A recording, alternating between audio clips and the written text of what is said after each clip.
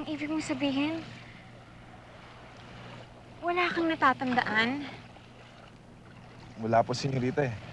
Basta po ang naalala ko lang, pagising ko kanina umaga, kahit na yung balbas ko, tsaka bigote ko, tsaka iba na yung damit ko.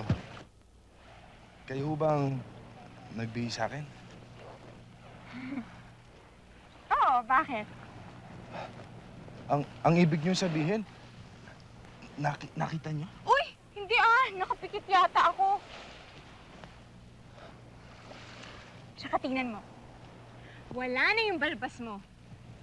Ang pogi-pogi mo pala. Hindi ka na mukhang sanggano.